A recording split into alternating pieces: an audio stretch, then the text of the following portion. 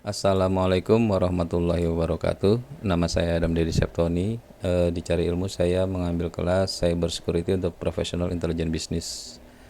Untuk tugas akhir uji keterampilan, unjuk keterampilan, saya akan coba mempresentasikan salah satu contoh skenario serangan cyber, di mana saya ambil contohnya adalah serangan cyber ransomware. Sebagai pendahuluan di sini saya mengilustrasikan ada satu perusahaan teknologi namanya PT Teknologi Cerdas. Perusahaan ini menyediakan solusi perangkat lunak untuk klien-klien di berbagai sektor, dan perusahaan ini mengalami serangan cyber ransomware. Kalau dilihat kronologisnya itu bermula pada pagi hari tanggal 5 September 2024. Nah, ini tim IT langsung menerima laporan dari beberapa karyawan kalau mereka tidak bisa membuka file kerja atau mengakses file-file penting di komputer. Malah muncul pesan pop-up atau pop-up message ya, di mana pesan itu menyatakan bahwa data telah terenkripsi, tidak bisa dibuka, dan meminta tebusan sebesar $500.000 dalam bentuk cryptocurrency. Jadi mungkin kalau misalkan tuntutan tebusan ini dipenuhi, si hacker ini mungkin akan mengirimkan key-nya untuk membuka enkripsi data atau mungkin mengembalikan data-data secara penuh. Uh, Apa sih ransomware itu? Ransomware itu adalah jenis malware dari kriptovirologi yang mengancam untuk mempublikasikan data pribadi korban atau memblokir akses secara permanen, kecuali tebusan mereka dipenuhi atau dibayarkan. Untuk gambaran secara sederhana mungkin bisa dilihat seperti diagram alur di bawah ini ya, di layar ya. Dari titik mulai serangan sampai penerimaan email phishing ya, biasanya melalui email phishing. Nah, email phishing ini yang membuat karyawan itu mengunduh lampiran, karena biasanya email phishing ini menyerupai nama pengirimnya seperti yang kita kenal, mungkin dari ya siapapun, bisa rekan bisnis, bisa vendor, bisa teman kerja, segala macam. Karena tidak curiga, karyawan ya atau user membuka lampiran atau mengunduh lampiran, di mana begitu membuka lampirannya, malware akan terinstall otomatis, ransomware akan mulai bekerja menyebar. Seandainya PC atau komputer itu terkoneksi ke jaringan, ada kemungkinan langsung menyebar ke jaringan, di mana pop up message itu muncul itu di saat setelah ransomware menyebar, karena memang tidak tampilan apa-apa, jadi user atau karyawan tidak curiga, tapi mereka kaget ketika biasanya itu kan kaget ketika membuka file kerja. File kerja tidak bisa dibuka, tidak bisa diakses, malah muncul pop-up message. Nah, di sini pop-up message ini ditampilkan yang biasanya menyatakan intinya bahwa data atau file-file penting mereka itu sudah dienkripsi, sudah terenkripsi, dan meminta tebusan $500.000 seperti skenario yang tadi disampaikan. Dan kemudian user ini juga akan langsung biasanya melaporkan ke atasan atau ke pihak terkait atau ke IT departemen, di mana first respond dari IT departemen biasanya langsung mengisolasi PC kerja atau device yang terinfeksi dengan asumsi belum menyebar ke jaringan. Setelah itu mungkin IT akan melakukan identifikasi insiden, terus secara mencegah penyebaran selanjutnya, terus menyusun strategi, mengkomunikasikan kepada manajemen dan lain-lain sampai masalah ini selesai. Nah, pengiriman email phishing ini biasanya itu menyerupai dari rekan kerja seperti tadi yang saya sampaikan. Kenapa bisa berjalan mulus? Karena user menganggap email yang diterima itu adalah email dari orang yang dikenal, bisa dari teman kerja, mitra bisnis, dari vendor, dan lain-lain. Ketika user mengunduh lampiran atau membuka lampiran, ini secara otomatis malware akan terinstall dan menjalankan script dari ransomware yang kemudian menyebar ke semua data, mungkin ke semua jaringan. Ransomware mengenkripsi data, otomatis mengenkripsi data juga menyebar melalui jaringan ke server atau komputer lain di perusahaan. Nah, ini untuk pemberitahuan dan permintaan tebusannya itu biasanya pesan pop-up di layar komputer itu terlihat jelas. Ya kalau saya hackernya Indonesia mungkin pakai bahasa Indonesia, kalau hackernya orang luar ya pakai bahasa mereka. Biasanya dalam cryptocurrency mintanya, contohnya kayak Bitcoin ya. Nah, tindakan korban ini kita asumsikan ini perusahaan ya, biasanya perusahaan itu memutuskan untuk membayar tebusan kalau memang tuntutannya tidak besar. Tapi ini tidak menjamin bahwa si penyerang atau hacker akan memberikan kunci dekripsi yang berfungsi atau melibatkan aparat hukum apabila memang tidak mau membayar tebusan.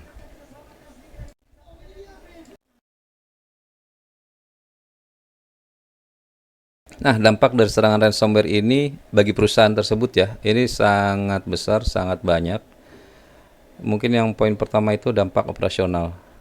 Nah, ini dampak operasional ini bisa membuat gangguan pada proses bisnis karena karyawan yang akan melakukan aktivitas operasional sehari-hari ini tidak bisa bekerja karena data-data atau file mereka terenkripsi ya. Tanpa akses ke file atau sistem penting, tentu saja tidak dapat menjalankan proses bisnis secara biasa, efektif sehari-hari, dan mungkin kalau ada proyek-proyek yang sudah berjalan ini akan terhambat. Sementara mungkin bisa pending dan segala macam karena membutuhkan dokumen-dokumen yang harusnya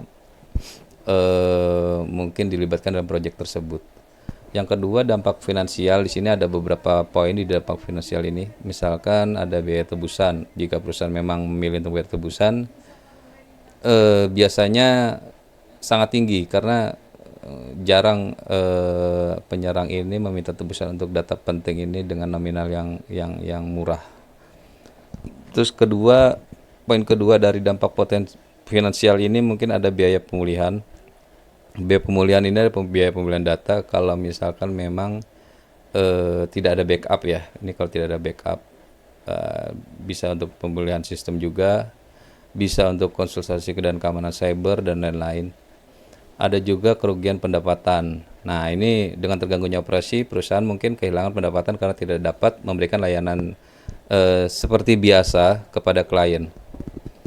Ada juga mungkin akan mengeluarkan biaya hukum dan kepatuhan. Nah, ini kalau misalkan jika data pelanggan atau data sensitif terkena dampak, ini perusahaan dapat menghadapi sanksi hukum ya. Dan biaya untuk denda pelanggaran tersebut juga biasanya besar. Yang ketiga ada dampak reputasi. Nah, di dampak reputasi ini bisa kehilangan kepercayaan klien, bisa citra perusahaan jadi buruk, bisa hubungan bisnisnya juga rusak ya, hubungan bisnis rusak dalam artian mungkin kalau ada proyek-proyek yang udah berjalan, nah ini klien akan mereview lagi perjanjian kerjanya dan segala macam. Dan yang keempat ada dampak kepatuhan dan hukum. Nah, dampak kepatuhan dan hukum ini ada pertama pelanggaran regulasi. Jika data pribadi atau data sensitif terkena dampak, perusahaan dapat menghadapi pelanggaran terhadap regulasi perlindungan data atau undang-undang privasi lainnya. Terus kemudian ada sanksi dan denda. Nah, ini regulator atau pemerintah mungkin memberikan sanksi ya atau denda jika perusahaan terbukti tidak mematuhi kewajiban perlindungan data dan keamanan cyber. Kemudian ada tindakan hukum, mungkin perusahaan juga dapat menghadapi tuntutan hukum dari klien ya, atau pelanggan atau mitra bisnis yang merasa dirugikan oleh kejadian ini. Yang kelima ada dampak jangka panjang. Dampak jangka panjang ini berhubungan juga dengan finansial juga karena ada peningkatan biaya asuransi. Setelah mengalami serangan ransomware, biasanya perusahaan akan mengalami peningkatan premi asuransi cyber karena risiko yang lebih tinggi. Terus kemudian ini kalau pakai asuransi ya, kalau pakai asuransi. Terus kemudian ada perubahan dalam kebijakan keamanan. Nah, ini perusahaan mungkin perlu merombak nih kebijakan dan prosedur keamanan mereka untuk meningkatkan perlindungan dan mengurangi resiko dari serangan cyber, ya bukan hanya ransomware. Terus ada juga investasi dalam teknologi baru. Nah, ini juga pasti akan ngeluarin duit banyak karena perusahaan mungkin perlu berinvestasi dalam teknologi dan alat baru. Ini untuk meningkatkan sistem keamanan dan pemulihan data.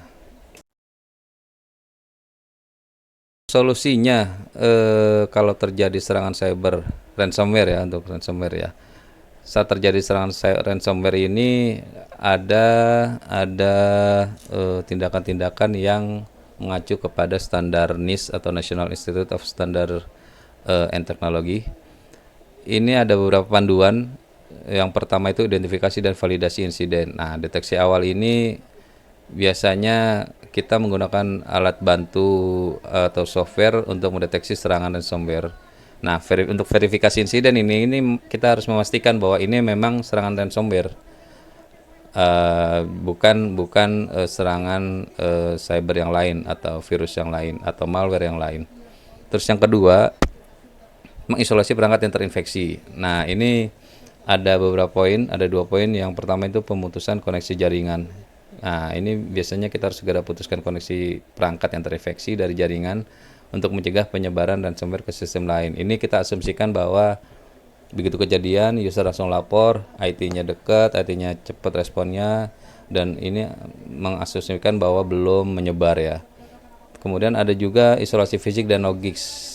Ini isolasi fisik dan logik ini isolasi perangkat yang terkena dampak baik secara fisik maupun secara logis atau menghapus perangkat dari jaringan. Jadi kita putuskan dari jaringan, kita juga anggap bahwa perangkat tersebut tidak ada di dalam jaringan.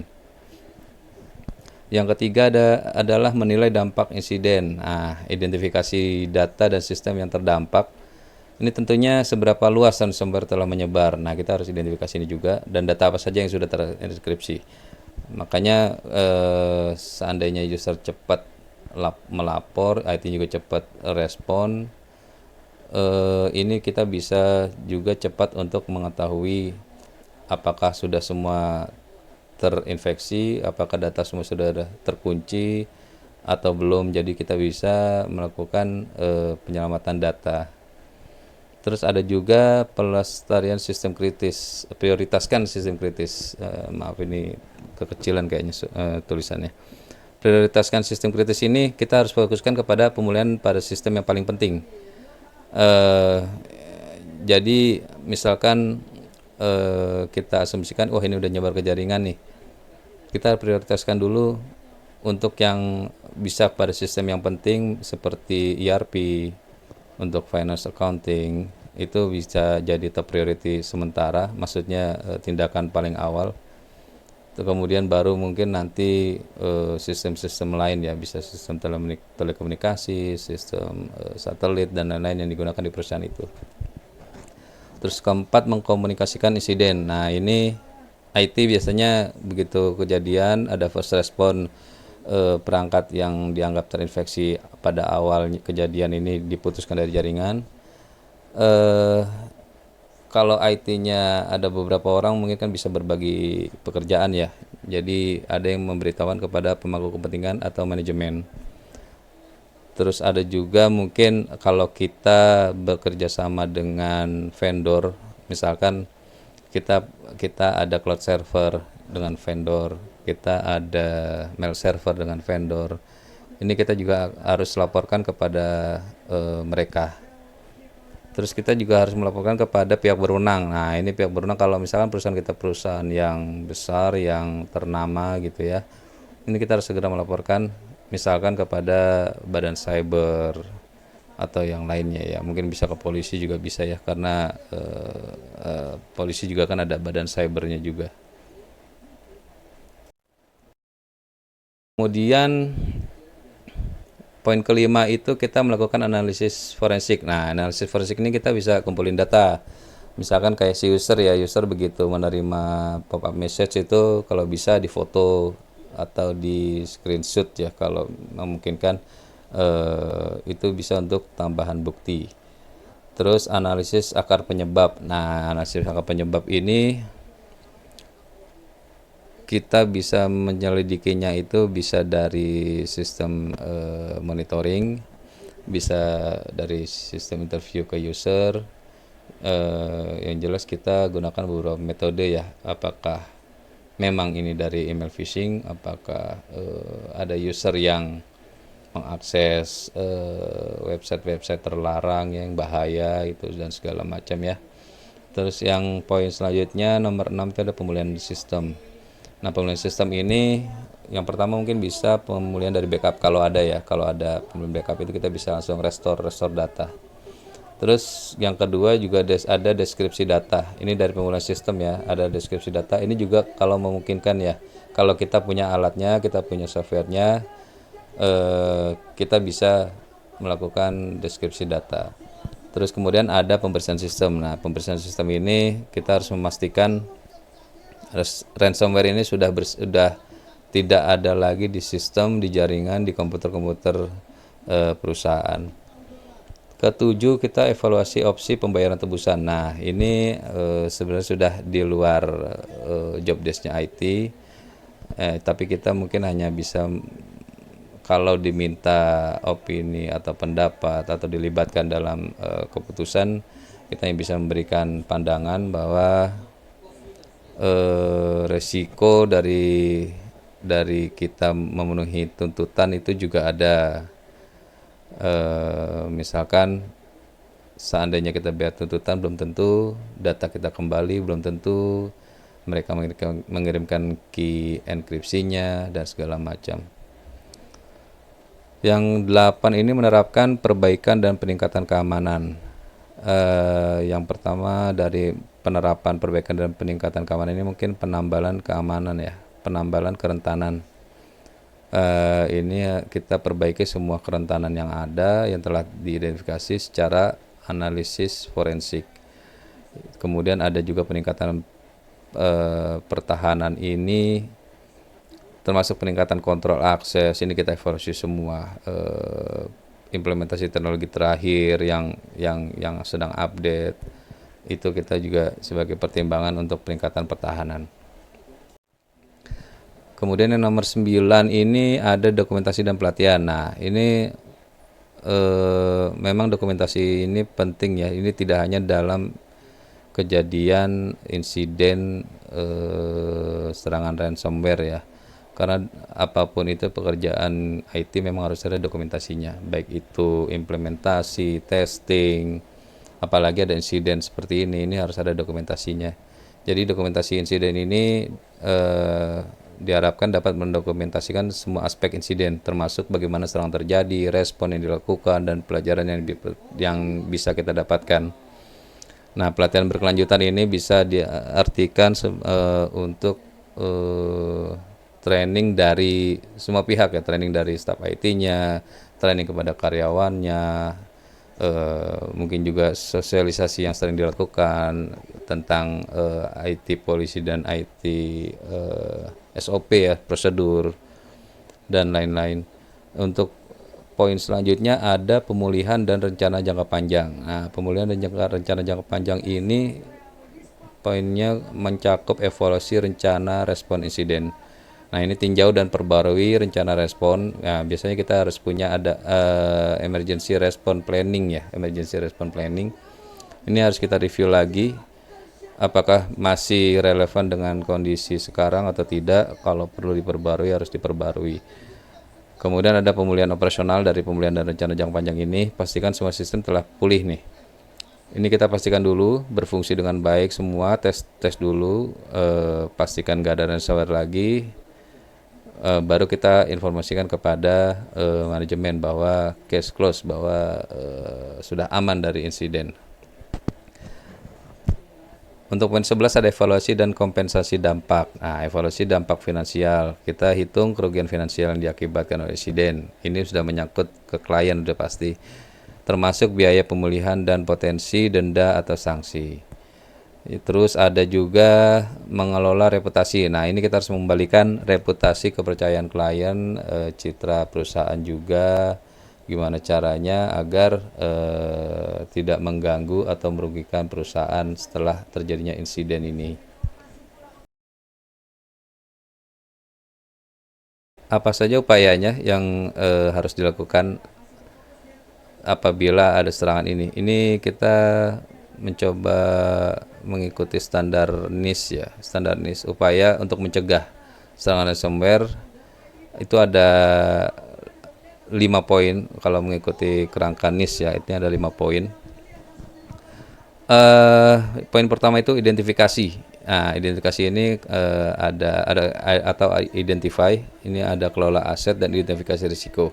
Nah, kelola aset ini kita harus mengidentifikasi semua aset digital dan non digital, mau berharga atau tidak yang ada di perusahaan semua kita identifikasi, hardware, software, data, sistem, jaringan, device-device lain semuanya kita harus punya datanya.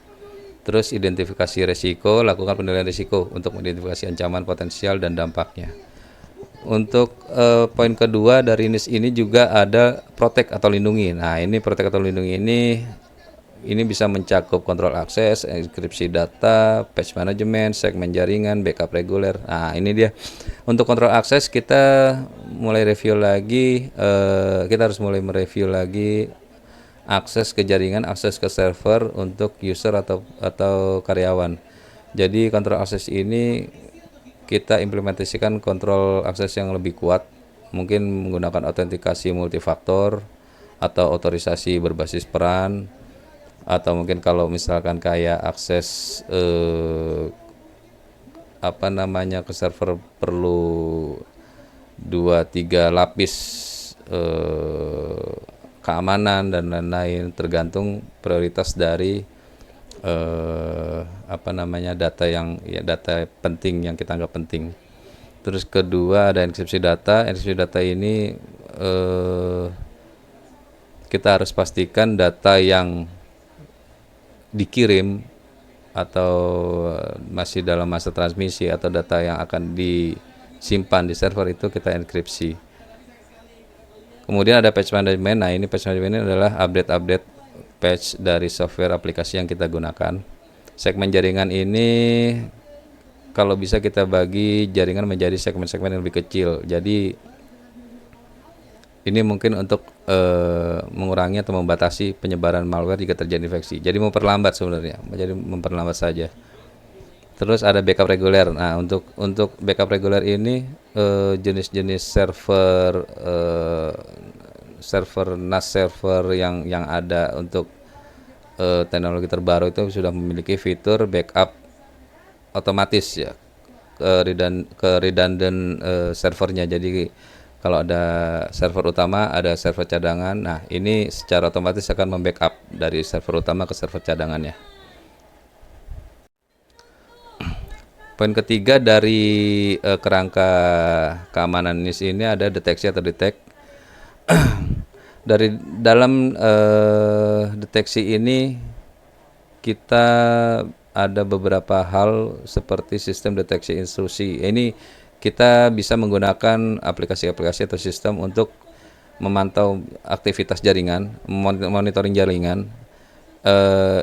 Ini bisa kita lakukan secara berkala ya, bisa kita lakukan online real time 24 jam tergantung aplikasi yang kita gunakan.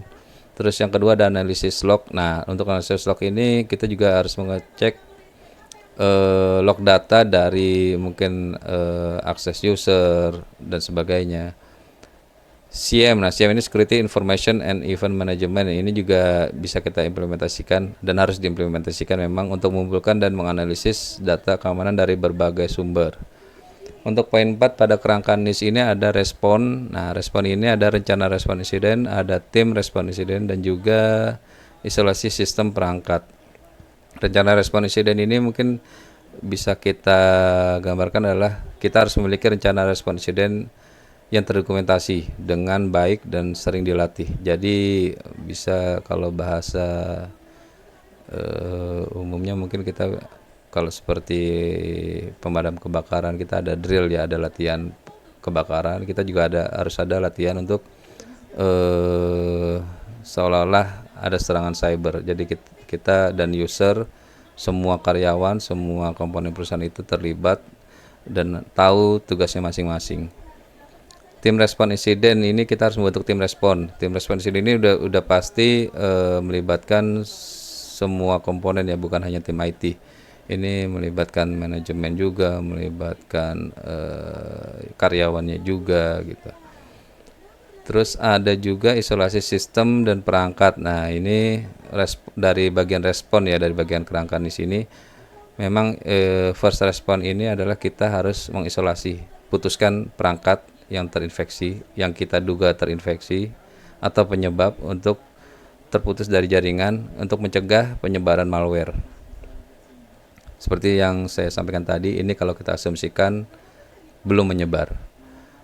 Terus ada poin terakhir dari kerangka NIS ini adalah poin nomor 5, itu pemulihan atau recover. Kita juga harus melakukan tes pemulihan ya, lakukan tes pemulihan secara berkala untuk memastikan bahwa prosedur pemulihan data itu berfungsi dengan baik. Tinjau kembali prosedur, nah semua kebijakan IT, SOP IT juga harus kita tinjau ulang. Apakah masih ada sela-sela yang rentan, terutama untuk akses kontrol dari user atau karyawan ya.